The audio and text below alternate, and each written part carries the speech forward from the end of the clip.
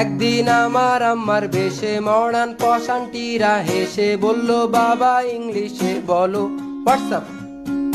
সেই থেকে এক ইংলিশ ভার্সন ভূতের আসর পড়লো ভীষণ। না ইংলিশ না বাঙালি, আমি বাংলিশ হয়ে রই।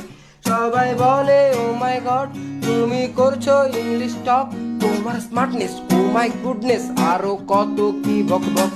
আমি ভাবের ডেলায় বাঁচি না, বলি বাংলা শুনলে ইউ।